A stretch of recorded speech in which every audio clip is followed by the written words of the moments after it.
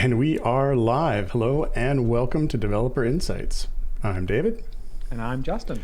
Together we are the leads on game development and design here at Codename. And we also founded Codename, so we've got that going for us too. We will be your hosts for this episode and for every episode. Because when we're not here, the show doesn't happen. Every data point confirms that so far. Today is our 58th episode. And boy, is it going to be a great episode. How do you know that? I mean, I guess I don't. Oh, okay. Well, then why did you say it? Well, I heard all the other streamers saying it, so... Well, maybe their streams are great. Wait, what? What are you trying to imply about ours? Yeah, good point. Never mind. Anyway, today is our 58th episode. And boy, is it going to be a great episode. That's the spirit. As always, we are here to answer your development and design questions about idle champions. And if you don't ask any questions, however, you may have to suffer through Justin's one-man reenactment of, wait for it, what is it this week? Captain America, the Winter Soldier. Yes, finally, an objectively good movie. Do you think you can pull off Chris Evans' voice? Definitely, and just wait till you hear my Scarlett Johansson. All right. Well, I think for everyone's sanity... questions, please have questions. Okay. Anyway, as always, we have pulled forward some questions from the previous show that we did not get to, and we will answer some of those while we are waiting for new questions to come in, as well as I've got some updates on items that we flagged to get looked at by the dev team. So without any further stalling for time, we'll get started with those. Hooray. Okay. So we do have a couple of fixes and new features. I'm told they're coming in version 4.7.3, which might get out tomorrow, but likely it's coming out on Monday. And so those fixes we did get the flick scroll on the new shop experience, and that's so you can click and drag it whether you're doing it with your finger or with the mouse. This was something that when we pushed it out and people opted in last week on if you're on a tablet or an iOS device, you found that the little icons to move the store up and down was quite tricky. We did get the keyboard commands in on the journal, which was something that players were asking for on the stream. So now you'll be able to scroll up and down using arrow keys and a few others, I think, given that we were looking at that code yesterday, and I know there was about 6 keys being tracked there. So at the very least, the arrow keys, and I have to check what the other ones were. My apologies. There was an issue where the stats on the reset screen were moving all over the place when they were filling in, and that is also fixed. And I'm told there's an issue fixed with the Aerois Modron Core saves. All right, moving on to ones that are in progress. Looks like we'll be adding this got it duplicated here. My apologies. All right, anyway, we are going to be adding an icon to the portraits of champions that are blocked due to variant rules so that you can tell which ones have a feed available that could make them unblocked. Looking to improving the speed, or at least having something to skip the animation for moving the chest, the open code chest, because we know that was something that's adding an additional delay if you're trying to put in a lot of codes. We're going to make the bud larger or easier to read on console. The state of the season reward screen collapses, and now, as mentioned last week, you can collapse the tiers to see what the different rewards are, but it didn't save that state, so that'll be saved in an upcoming fix. We'll add a collapse and expand all button for those tiers. We're going to add a tooltip, or at least some kind of an indicator to indicate the max level on gear that has a max level. We're going to make the alternative campaign map display, that little map in the bottom of the campaign map if you're switching to a different map. Too many times. We're going to make that easier to click. I think right now there's just a little button on it you have to click, and we'll make the whole thing a button. On mobile, there was a request to have a quick return to Area 1, and so we'll probably do something where you have a click and hold for that, and then some additional icons and colors on the quest tracker so that you can see what different types of season quests are being tracked. Whew, big list. And then further on this, we got ongoing. We want to add recall for familiar, better cycling for champions on console, an indicator for unread changes on the changelog, an indicator for background parties no longer auto-progressing, a pass on making sure that escape properly closes all menus and dialogues, saving feats with formation, the colorblind friendly update for cards, and continuing with new offline progress testing. Running out of breath here on a long list. To remember to stop and breathe. Okay, leftover questions from the previous show. Looks like we didn't fill this in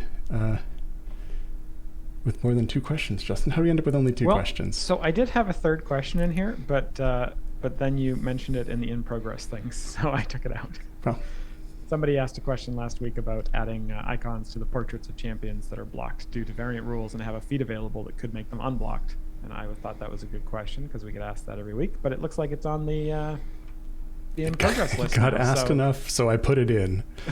You wore us down, people. Okay. Well, let's move on then to those questions from last week. So the first question from last week is from Star Chaser 43, and the question is, do you plan on there always being champions without an affiliation? Yeah, this is absolutely something that we will likely have. There will always be champions that are kind of one-offs and don't have an affiliation to go with. We generally don't add an affiliation if we're only planning on doing one champion from that affiliation. So, because there's just no real point to it. And so, yeah, there may very well be times when we add champions who in general don't have an affiliation, or maybe they have an affiliation, but they're just a one-off, and we may very well not add them or add the affiliation for them. I just noticed there's a user in the chat going by Jeremy Clawford, and they're asking, good day, can I exist, please? Well, I'm sure we'll get down to that one. That's down here somewhere in the list. We just have to get through all these ones first. And then we'll let you know whether you can exist or not. Or will we? I don't know. That's the question again. Who knows? Okay. Next question here is from Pino Patamo. And Pino Patamo asks, will all champions that are featured in this season be reworked? Yeah, so the plan for future seasons is that we will take a good hard look at every champion that we feature in the season. Just because of dev time and the amount of time it takes to completely redo a champion and the amount of extra work we're kind of putting on our plate with seasons. In general, we probably won't do full reworks like we did for, say, Nova or Lucius in season 1 for every single champion. Some of them will be more like what we did for Sentry, where we just kind of adjusted a couple of things and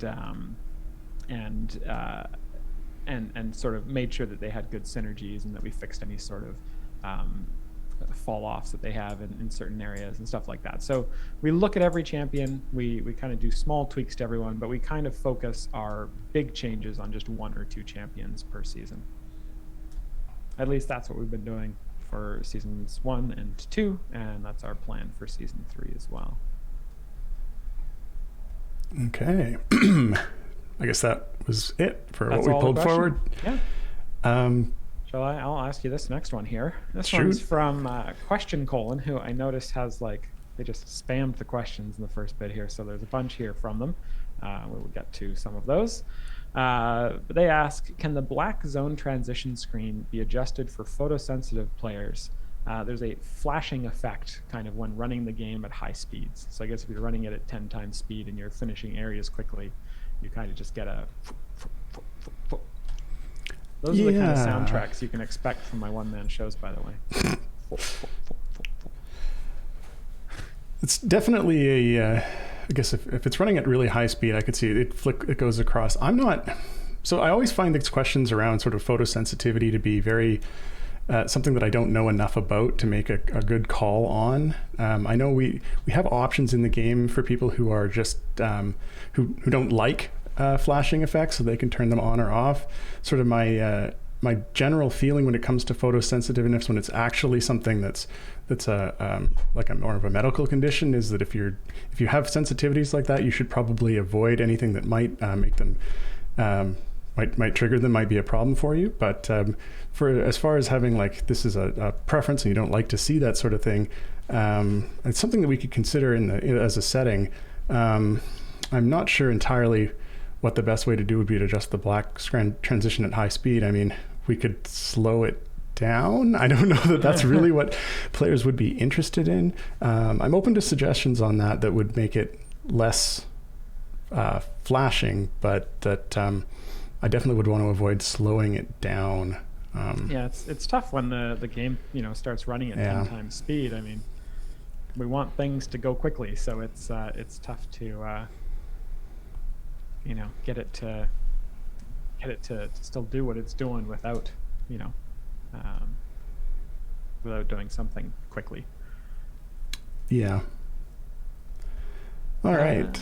Okay. Let's move on. The next question is from Emote, who asks, could we get a Modron automation potions overhaul?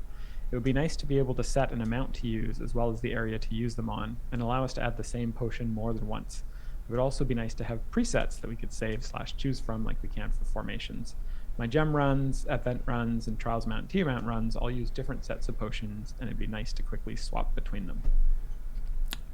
There is nothing in that question that I disagree with. 100% think that is something that we'd really love to get to at some point. I know it's something that has come up in the past. For those who are sort of unaware or sort of familiar with the history of the Modron automation setup there, that was something that we got all those pieces in, and then once they were out, that particular portion of it hasn't had any love. And so I do think there's some options in there that we can improve. I know last week someone was asking about adding the option to capture the current formation as one to use for the next automation update, which I think is also a good idea.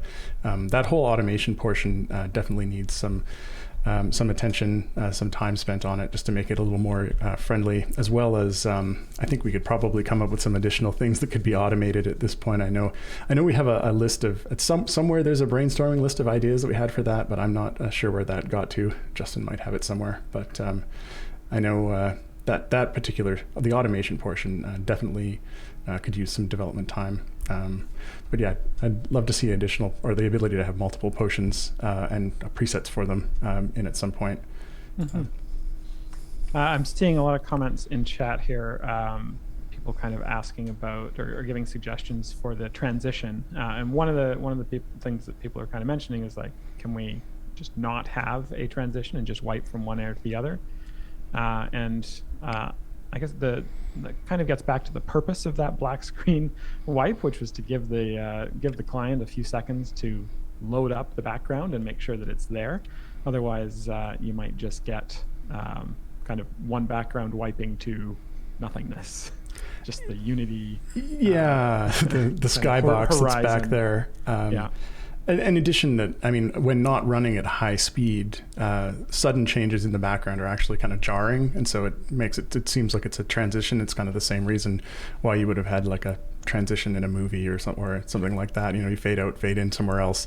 It helps hide the fact that the backgrounds are not continuous. Like they don't, when you switch from one to the other, they don't actually necessarily line up exactly in that fade to black or that black transition. Smooths that out so that you don't see that like the backgrounds actually don't line up. Shh, don't tell anyone.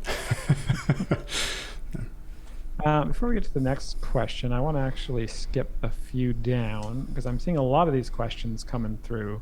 There seems to be some sort of issue with the Steam client currently sending data to Epic Games, and what? I am going to guess that is. Well, I'm not going to guess. I'm going to say that is a bug. And I am reaching out right now to the lead dev to see if we can figure out what's going on. See if they're already aware of that, and if not, then we'll get that fixed right away. Yeah, I know Peter's been working on getting achievements done, and I know that's something that is likely what's happening there. It's probably that the client isn't correctly capturing that it's not supposed to be connecting to Epic on its connect on the Steam one. So yeah, definitely a bug. It's definitely a bug of some sort. I'm not sure why that would be happening. Yeah. So nothing to worry about, but probably a bug. Let's go back up to the top here. Okay. You can ask me the next one. Sure. Next question here is from Emote. And Emote asks, could small potions be extended to a 6-minute duration so that when you use 10, they last for an hour? Or perhaps let us use 12 at a time so they last an hour? Having restricted for 10 to 50 minutes is not OCD friendly. Yeah, I definitely, I can see see why that would be a desire. I know we've talked in the past about doing some sort of. No, this probably isn't relevant to that question. I was thinking about the trading stuff, but that's not really relevant to this question. Yeah, I mean, I definitely. I think we can look at the potions and make sure that that they kind of multiply together nicely, so that you can use a fixed number of them to get to the same duration for different types of potions, and whether that involves increasing the number you can use at once, or changing the actual values. We'll have to make a call on that. But yeah, I can definitely see doing something here to make this kind of line up. That seems like something that would be relatively straightforward, unless I'm missing something. No, that's sort of a funny item in the change log, though. But yeah, increased by 1 minute to make more OCD friendly. Okay, next question here is from Question Colon, asking, could Evergreen Champs be included in a season with their full dismantle disabled or eye level cap reduced? Yeah, this is an interesting question. I think the root of this question is, would we include Evergreen Champions in a season? And if we did, would we do something to make it so Dismantle wasn't semi-broken on them? And I think the long and the short is that we don't really have any plans to include Evergreen Champions in a season, just in general.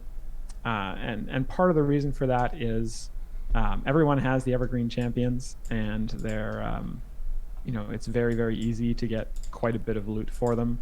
And so it makes it kind of challenging for us to balance them, which sounds kind of weird, but it becomes very hard to balance Evergreen Champions against event champions when we can't really control for or reasonably control for the number of item levels you'll generally get on those guys. And so I think we want to generally work with event champions where we have a little bit more control over that. All right. Next question. Sorry, I'm just following the discussion around the Epic thing. I think Peter is looking into that now, so hopefully we can get that resolved soon. All right. Next question is from Maskiel, asking, can we have a Dark Order rebalance so that Krull and Torgor synergize better with Arcan? They both don't have positional formation abilities that Arcan wants. Yeah, I think that probably at some point we'll probably look at Dark Order. I doubt we'll do a season that is like the Dark Order season, because really there aren't enough champions to do that. But we might not necessarily have every season be related to a specific affiliation. We could do a season, say, that was all about evil champions, and then Krull and Torgar could very well slot in there and could get some things to potentially work better with Archon. We've also thought about doing like dwarf or elf seasons, where we sort of focus on all of the elf champions, or not all of them, of course, but a subset of elf champions or a subset of dwarf champions. So I think we could certainly see Krull and Torgar in a season at some point, either together or separately. But I think that's certainly a possibility. No timeline on that, of course. Okay. Next question. This is from Question Colon. Was anything discovered regarding the backwards functioning of the Trials of Mount Tiamat green health bar? I don't think that anything has been looked into on this, Dave. I don't know. I thought we highlighted this in yellow a couple of weeks ago. I'm just kind of scrolling through to see. Well, I know someone asked about it last week, but I don't think we talked to Peter about it. Okay. Well, I will highlight it in yellow for this week, and we will ask that of Peter after the stream, and see if we can get someone to look at that. My guess is that it's going to end up being some sort of display error of some sort, because I wrote the backend code for that, and I'm pretty sure it can't really not work, because this is not my fault. No, it's the way the backend works is it knows the highest DPS that you've had on each given day, and it actually recalculates Tiamat's health at the beginning of every day using that highest DPS value, which is what the green bar is supposed to show. And so it should be, knock on wood, pretty foolproof, but we can definitely look at that. Next question here is from Emote, who says, could we please get a way to combine low-tier contracts into high-tier contracts? Using low-tier bounties or blacksmiths for token or item levels can take an unnecessarily long time. Yes. So this is a follow-up on the potion. What did we call it? The potion combiner? Potion. We were going to call it the potion combiner, not an alchemist, but a potion combiner. This is exactly. This is how we name things. Yeah. Yeah. I mean, this is something that I think both of us think would be a pretty cool idea to get in at some point. I feel like that's all our answers have been today. At some point, soon, TM. Eventually, hopefully, maybe.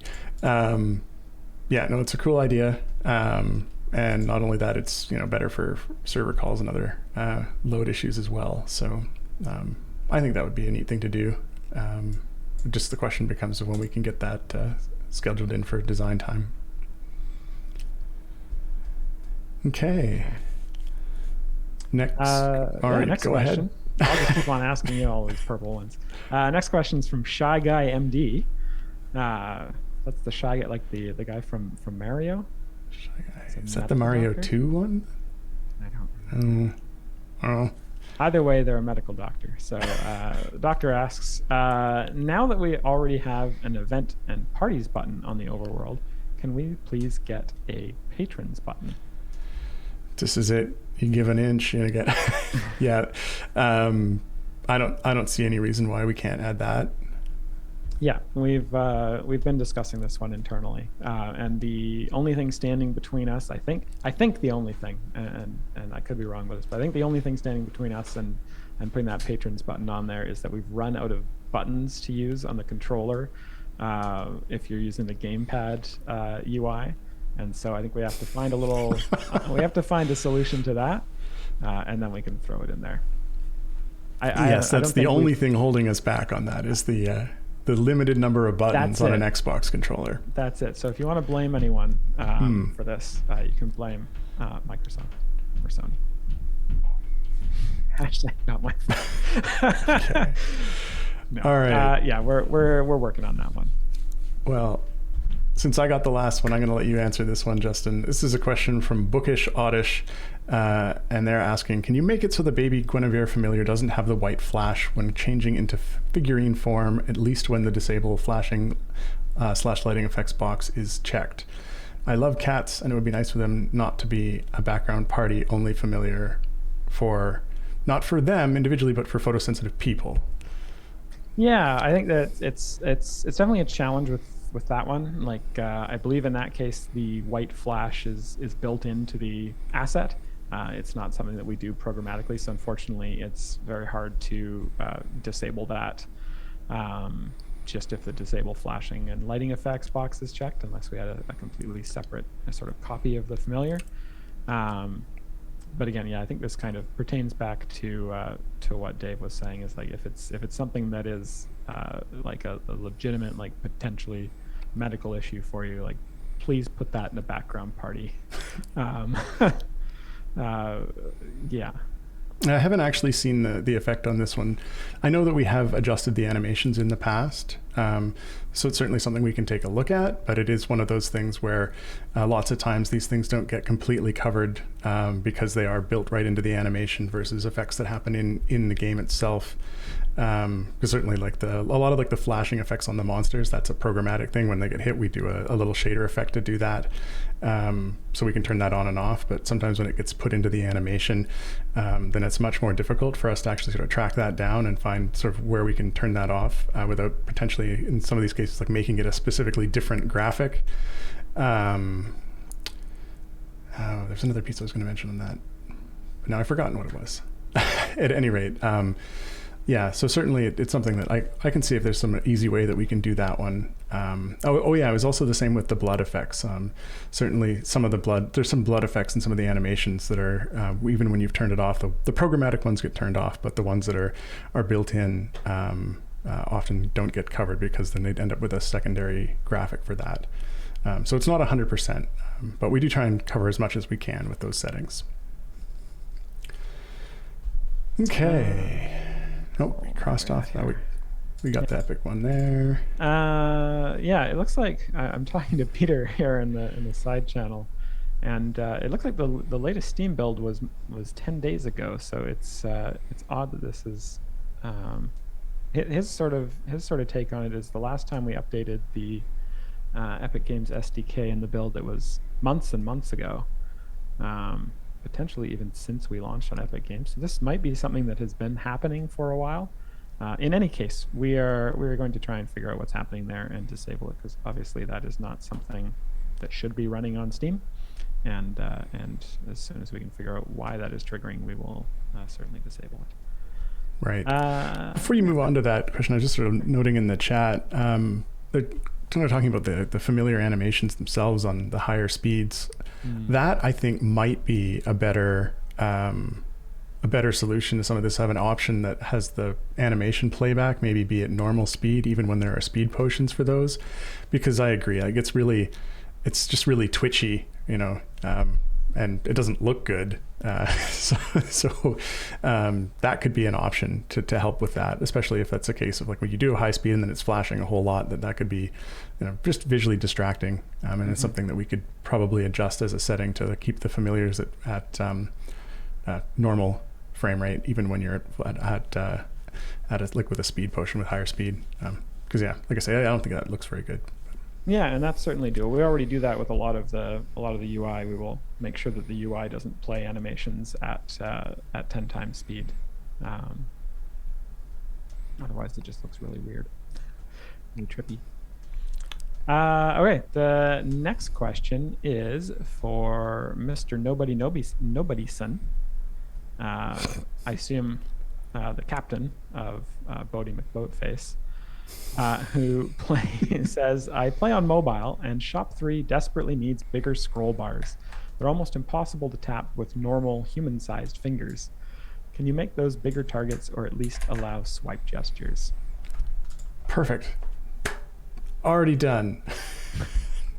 Yes, yeah, 100% agree with that. That was the first thing that we saw commented on it when we rolled out last week.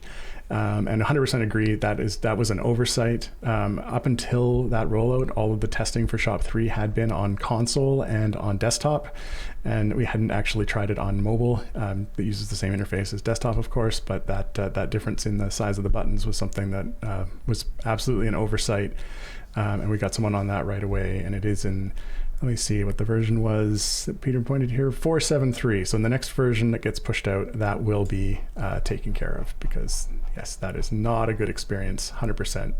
We'll get that fixed, or it is fixed. We'll get it out to you. Yeah. Okay, where are we? Next question here is, how did I get 15, right? Yes. Got lost in the dock checking that version. All right, this question is from Somerville. And Somerville asks, what do you think about adding some bigger chests with the same rewards to save server load? Yeah, so I think we've talked about this on previous episodes. This is something that Crusaders did. It is a way to save some server load. Really just the kind of initial connection and disconnection when you make an open chest call.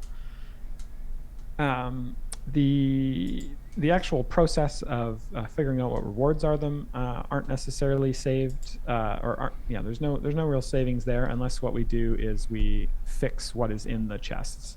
I believe that is what Crusaders did. So you say you can buy a 1,000 silver chest by spending 1,000 silver chests, and instead of it going through and pretending to open 1,000 silver chests, what we do is we just say this chest will always have X, Y, and Z in it. or X, Y, and Z into it, I guess, if we're in the States. And so that does help to save on the server load there, because it's much easier to just add stuff in bulk as opposed to try and process 1,000 chests at once.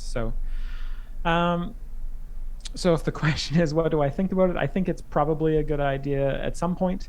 It's not something that we are focused on right now, but certainly down the road, I could see it being sort of a quality of life thing we put in, both for players and for us. But not quite yet. Let's see. The next question is from Stalker29, who asks, any plans to support Mac through the Epic Store? Yeah, so currently there are no plans to support Mac on the Epic Store. One of the sort of engineering roadblocks that we ran into when we initially went to set up Epic is that the Epic library, they don't have a native library for Unity to use, and so we had to write a wrapper for that to get the Windows one working. Now that was something that we were able to do. We're a Windows shop. Writing the wrapper for Mac was something that we were not able to do, and we decided we would just put a pin in that one until Epic had a native Unity library for that. So at this time, we don't have plans to support Mac on Epic. Okay, next question. This one is from Maskril. I hope I'm saying that right. Can we get a C&E Originals tag, even if the tag doesn't give any synergy buffs, just to have a label? Yeah, we've had this question before, and I think the last time we got it, we were kind of talking about maybe flagging the C&E Originals in maybe in the bio or something like that. It doesn't feel like the right place for, it doesn't feel like it should be an affiliation, because the champions aren't necessarily connected to each other in any particular way. So I think I would, if we did some sort of C&E Originals tag or something that kind of shows that they are a C&E Original, I would probably just put that in the bio. And that does come back to another thing that we also talked about, that we haven't talked about recently, but the idea of having a kind of out of character bio as well as an in character bio. So for a lot of the characters in the game that come from content creators and streams, it'd be nice to have a place where we could say, like, hey, this character was created by so and so in this stream, and you can watch them here and follow them on Twitter here or whatever. And that would be a great place to put, a little bit of information about the C&E Original and how we came up with it and why we chose like the race and class and stuff like that we chose for them. So I think it'd be a good idea to call them out in some way, but I definitely wouldn't do it with a affiliation tag.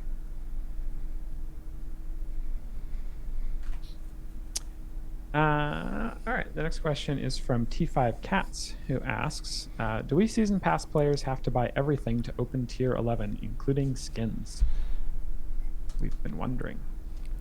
Yeah, so this one's interesting because, and I highlighted this, and it's actually more sort of it should have been purple, actually, not for me, but it's kind of more for us to discuss. But I've been working on actually doing some analysis on the season's player play patterns, and I noticed that there are a lot of skins in each of the categories that have not been purchased. And so we were talking about this, and it was my sort of working theory that players were more interested in sort of the items that gave them power boosts than the skins, but that we were going to find that as you approached tier 11, you had to buy everything to actually move into that, and then it would be very difficult to tell if people had on purposely left out those skins and just gone for the more gameplay impactful items. So the answer is right now that you do have to buy everything to open up tier 11, and that includes the skins. And I think there was a fairly good reason for that in the design. And Justin, you can correct me if I'm wrong on this, but this was to make sure that you didn't spend all of your currency on the repeat items and then find yourself in a situation where you couldn't go back and pick up some of the items that were more permanent. Sort of prevent you from shooting yourself in the foot a little bit, I think. Yes. I believe that was the option, or the reason for it. Unfortunately, there are some other bugs in there that we will talk about at some point before season 2 comes out. But yeah, we wanted to make sure that everyone that nobody kind of could have the pass and potentially not have enough currency to get the items. Right. Yeah. So that's that's where that's at right now. I'm not sure if we'd have to see sort of what players were asking if they going forward, if they made sense to be able to open up that tier without buying everything. But currently, you have to buy everything. I think it's an interesting question. It is something that we've been talking about for season 2, and it's more likely something that if we were going to make changes on, we'd probably make it in season 3, just because of the fact that season 2 is the design on that is now locked and it's in development, and I believe it has to be dev locked in like 2 weeks or something like that.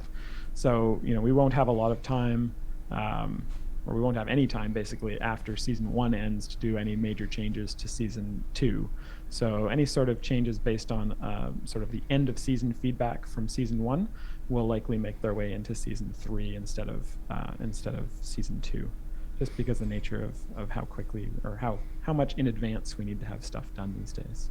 Yeah, there's sort of a corollary question here I see in the chat from Old Man Master saying that for non-pass holders will have way more to spend on 11 than pass holders will, but I believe you do have to, if you do have to be a pass holder open season 11 or to open tier 11, right? No, I mean, no. No, okay. There is a big issue there, and that is something that we will be addressing in season 2. Oh, okay. Yeah. There are some problems there that we did not. Yes, I misunderstood. Yes. I thought we did have to. Yep. Okay. Yeah, we'll make it better for season 2. It's kind of wonky for season 1, unfortunately. It does look like, assuming that we're done with that question, it does look like it is now giveaway time, because we're halfway through the stream, a little bit over halfway through the stream, actually. And so this is the part of the stream where we give away 42 chests of your choice. The way that works is very soon, CNE Games in Twitch chat will give you a keyword. You just type that keyword into chat, and you will be entered automatically for a chance to win 42 chests of your choice.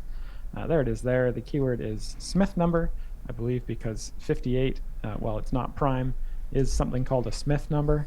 I didn't get a chance to look up what that was before the stream, but Mars pointed that out, I think. So, so there's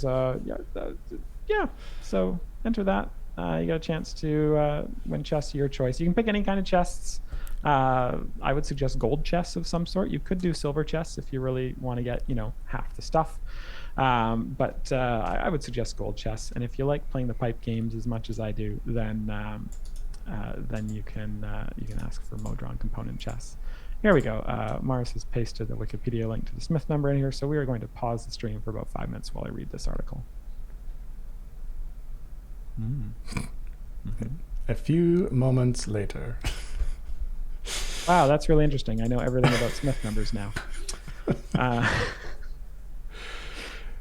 Let us move on to the next question. So the next question is from Teluarx, who asks or says, tell me please, will there be an optimization of the game?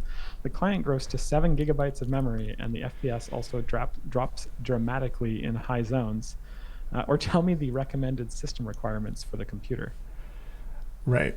So recommended is a Ryzen 7000 with a NVIDIA 4090 and I'm not sure that would actually help. So this is a question that we do get fairly regularly. One of the sort of the drawbacks that we run into with the frequency at which we release new champions is that the effects that the champions, like their abilities and their effects and how they affect other champions and other effects in the game ends up being a very complicated sort of interconnected system that often we end up missing something that ends up causing a slight memory leak or something that over time grows in significance. 7 gigs is definitely indicative of a memory leak. Mm-hmm. I have been taking some accounts that people have been sending in and profiling them. Just because that's kind of the only way this ends up getting looked at. So it is something that's an ongoing and it will always be an ongoing battle for us, is that as we keep adding new things, they interact with the existing things in ways that we didn't expect or we didn't catch when we were putting them in initially. And that ends up generally over time, and that's sort of the other issue here with the game, which is one that you typically will leave open for extended periods of time, which means that these sort of things, even if they're quite tiny, grow over the course of multiple days into large leaks of memory. So if you are having that, if you have an account where it's repeatedly happening, if you can send that in, send it to Sean, he'll pass it on to me, and I'll profile it and see if I can find any issues with it. But it's an ongoing battle for us for that one. Definitely. Okay. Next question here is from Lord Java XX. They ask, it is odd that some champions have legendary effects that don't affect them. This is especially odd on DPS champions like Beetle and Grim, where only 4 out of 6 hit them, basically eliminating them as a DPS. Were these effects picked at random, or is this an oversight? Good question. So the legendary effects aren't picked at random, but they do take into account the champion's tags. And so champions that are pure DPS that don't have the support tag will always have legendary effects that affect them.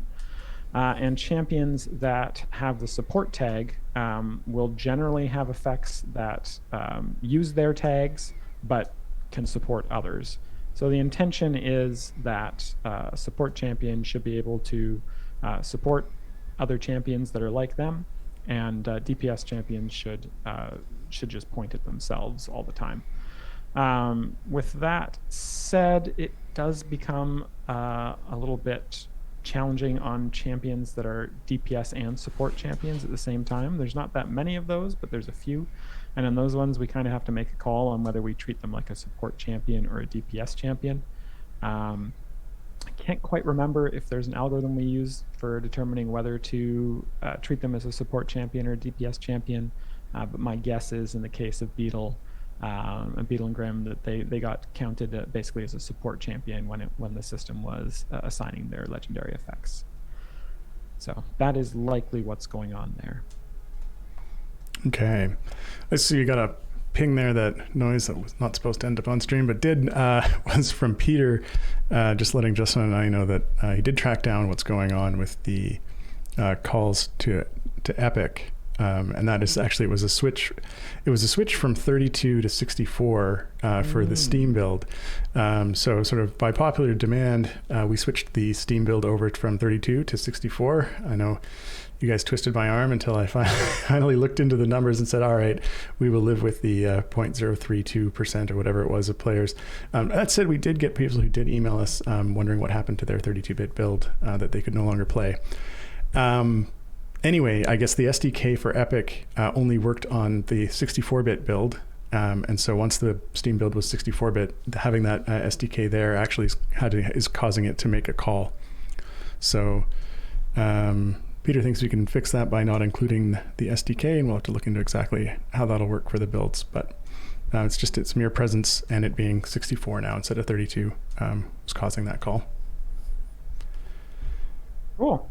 Well, there's an interesting, some of the joys of software development is, let's just do the build with a different number of bits. Oh, that just changed a bunch of stuff that we had no idea. Unforeseen consequences. Unforeseen consequences, exactly. Never want to push the stuff into the thingy. Don't push the weird form material into the beam. That's a gaming reference that some people won't get because they weren't even around when Half-Life came out. That makes me feel old. Anyway, next question is from Slap Happy Slappy, who asks, can we have the ability to set reset zones for motor animation higher than zone 999 on PlayStation? And assuming other consoles as well, or anything that uses the gamepad UI. Yeah, I don't see any reason why we can't increase that up if that's something that I assume now just in those limit caps makes sense to have higher. I know we probably want to just make sure it has parity with the non-console UI. I think it's 1500 on the non-console. I think you can You can manually type in a number. Manually type in a number. And I think that's 1500. So we could certainly look at doing something like that on console. Yeah, for sure. All right, now we get to that question. The question that was promised much earlier. This one was from Jeremy Clawford. And Jeremy asks, good day, can I exist, please? I don't know if he has that accent. I think Jeremy Clawford is British. Maybe. It starts with good day. Good day, sir. Good day. Good day. Good news, everyone. No, we're not going back. My line. Okay. So the answer to this one is this is a very philosophical thing. This is a if you think, therefore you are kind of thing. So honestly, I don't know. I don't know if we're doing a Jeremy Crawford familiar. Nobody tells me anything about familiars, but I would like to thank you for the tier 1 sub. I don't know what I do with that. I know nothing about Twitch, but yeah. Maybe I can use that to convince the dev team to put you in. Well, this isn't helpful. Mars is telling me that Trevor gave Jeremy a Justin Roiland voice, but am I supposed to know Justin Mars, Roiland? I'm going to need a Wikipedia link. High-pitched and shaky. Okay. I can only do the poor British accent. I can't do it. Yeah. All right, moving on. Next question. This one is from Devil Crayon. And Devil Crayon asks, what is the intended schedule for event champions becoming available in time gates? I'm asking because Egbert isn't currently available for time gates. That is a good question. I believe champions should go into time gates immediately following the end of their event. If it's not immediately following the end of their event, then it should. I think it's at most a week after the end of their event. It's one of those two. So if Egbert's not in there yet, that sounds like a data issue and something we can definitely look at. I can flag that for Peter because that would have been probably some data that he was putting in. Okay. And yes, Mars has linked us the Wikipedia about Justin Roiland. Justin Roiland, yep. Rick and Morty. Rick and Morty, okay. I've heard of that show. Okay. Okay, moving on to the next question. This one is from Fizzban. All right. When you paste large images into the dock and then remove them, the whole thing moves. This question is from Fizzban 1970, and the question is, there has been occasions where I put a party together, switch to a different adventure group, and the one I just placed disappears. It's only happened to me a few times, and I noticed it was a known bug. Should this be reported if it happens again? So I think this is probably something, this is kind of relating to the next question too, but this is probably something that will be addressed by the updates to the background party, offline party system, which are, as far as I know, coming along very well. So this should be addressed pretty soon. We probably don't have to report this anymore. Unless it happens after we get the kind of reworked offline progress background party system out. Which brings us to our next question from Peter D. Pan, who asks, is the reworked background party system live already? I haven't found something concerning it in the changelog, and my background party is still going nuts. Yeah, so the testing for this is underway. We do have a group on the Discord that we've been doing beta testing in. I believe that actually is still open. I know I put up an announcement earlier in the week saying that we had a few slots available for people who wanted to give it a try.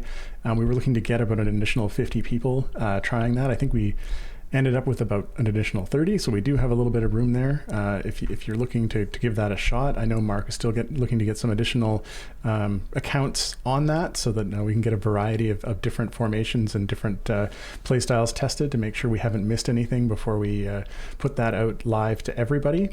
So no, it's not live yet. It's still in the beta test period. We're really hopeful that we can get it live to everyone in the next couple of weeks. But that really depends on sort of any major red flags coming up from accounts that Mark has been testing and the issues that he's been working through.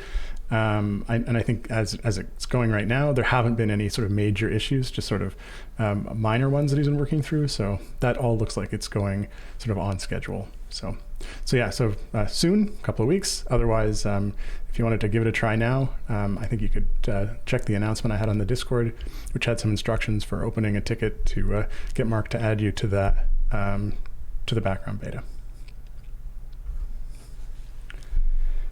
All right, next question. This one is from Orc Princess. Any ideas on how you can implement a way to deal with players who join trials groups, then decide not to contribute in any way? Thanks in advance. Yeah, so there's also a question, a few down here from Maelstrom7737, who asks us to talk about what's in the next build for Trials of Mount Tiamat. We've been talking about kind of the Trials of Mount Tiamat updates for a little while now, and I am happy to say that they did make it into, or some of them made it into the September build log. And so we will be rolling out some updates to Trials of Mount Tiamat hopefully next week as part of the next Wednesday's update. And once there are some things in there to help deal with players who join trials group and then don't contribute.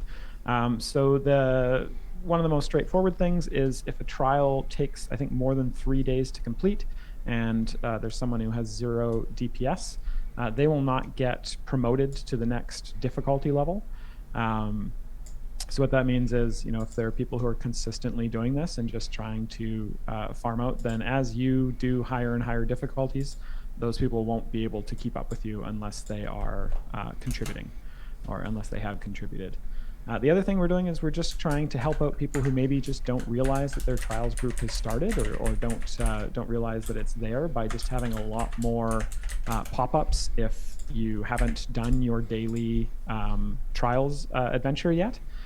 So what we'll do is we'll just, every time you start an adventure, every time you load the client, every once in a while, we'll just pop up a thing that says, hey, your daily trials adventure is ready, like switch to a different party, get it started, go do it.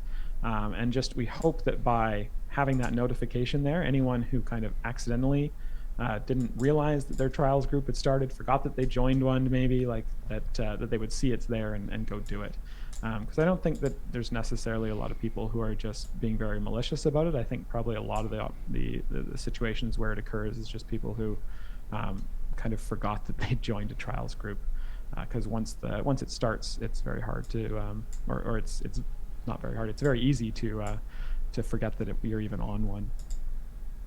So yeah, there's several other things going out in that trials updates as well.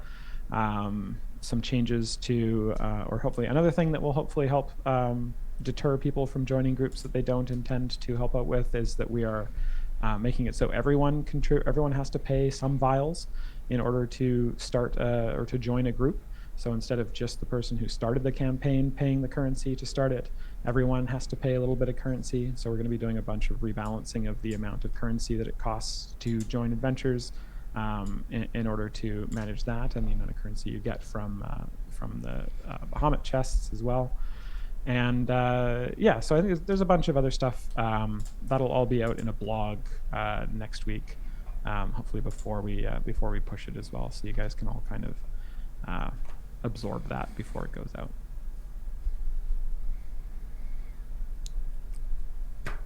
All right.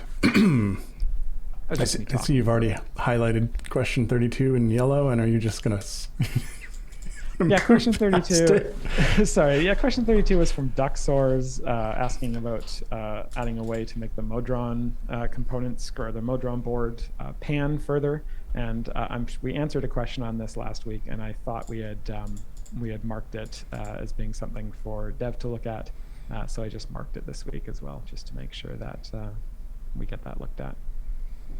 Okay. Next question. This one is from Loopy79.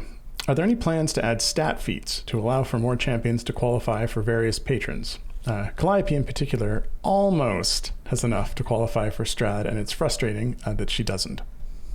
Yeah, so this is something that I think we look at periodically. We generally put out quite a few feats each sort of month through through theme packs. And so generally when we're looking at those, we're looking for kind of unique feats to do for them. I think there's a bunch coming out in the next build that'll enable a couple more champions for patrons. So yeah, this is something we're always looking at. I don't think we've looked at Calliope in particular in this last set, but I'm sure if she comes up for some DLC, then a stat feat will pop in there, and you can grab that for the 50k gems. Okay. Now, the next item here I highlighted was just a comment or a question that came up during the familiar animation discussion earlier. And I've highlighted it under this, can you change the familiar animation so it does not flash or shrink or grow so much, especially with speed potions. This I've tagged as putting an FPS speed setting in, something that keeps the familiars going at regular speed, even though independently of the speed potion speed. So tag that, and we'll see if we can get that in as a setting. It almost feels like we need just a setting that's like make speed potions not feel so speedy.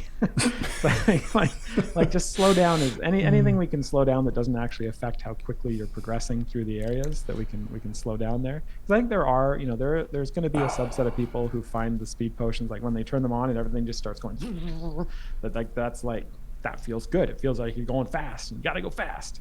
But then of course there's the people who are like, that's very distracting and triggering and whatnot. So I think that is something that we can probably provide. Make fast and slow. Yeah. Yeah. I mean, there are parts of that we could do. There are other parts that are a little trickier because a lot of like damage happens on a frame. Like there's a bit. Anyway, we're having to take a look at it. Yeah. Next question. Looks like we are running low on time, so we have probably time for 2, maybe 3 more questions if we're real quick. Next question here is from IKEA 87. Any known discrepancies already in Season XP? I have two accounts, and today I noticed that the account that should be at 300 XP ahead was actually 200 XP behind. I'm quite certain that I didn't miss any dailies as I've done them all on both accounts. Yeah, so there is, we've seen a couple reports of this, and there is something funky going on in there where quests are either counting twice when you complete them in certain situations, in certain behaviors, and we haven't been able to track it down, but there's definitely there are some sort of discrepancies there that happen every once in a while. I noticed it with my personal account when I added up kind of all the stuff that I had a little bit too much XP and currency in favor. So yeah, that's something we're continuing to investigate, but we haven't quite tracked down exactly what's going on there yet. Yeah, and it's worth noting that we are actually adding some additional tracking for that specifically, not to specifically correct the discrepancies, but better tracking for what challenges get completed and when, which is something that we didn't have earlier in the season, but it's something that we will have very shortly. And so going forward, that'll be something that we can actually check to see if there was an issue there, just by checking what got completed and when and see what's missing. But it's not something that we had at the beginning of the season, and so it's not something that we can sort of go back and kind of check the bookkeeping on to be 100% sure what happened there. Yeah, well, we didn't, we yeah. We'll talk about it after. All right. Easy question here was from Question Colon, which I I did directly answer earlier. Is the newest request for beta testers full yet? The answer is not yet. There's probably room for another 20 or 30 people who want to try that. Like I say, we were aiming to get about 50 new people in, but we can probably take a few more, especially if everyone piles in right now. So there's options open for now. And I will update the Discord request at the point at which we have sort of filled the quota for the last sort of check on that. Mm-hmm. Do you want to do one more? It looks like we're right up against the time. Yeah, I think we'll save these ones for next week. All right, sounds good. All right, yeah. So if we didn't get to your question, don't worry. We'll have another opportunity. We'll be live again at the same time next week, and there's a couple of questions we've already highlighted, so make sure you tune in at the beginning of the episode in case we answer yours in the last week on section of the show. Before we sign off, though, we'd like to thank our tireless mods. This week it was Mars and Martin. They're the two folks who copy your questions into our questions doc so that we can highlight them in fancy colors, and they also moderate the chat and keep things awesome. So thanks to both of you. And of course, thanks to all of you for hanging out, watching the stream, asking such great questions, and for enjoying the game. Because without you, no one here would get to do what we do. And we like what we do. That's enough for today. Have a great afternoon, everyone.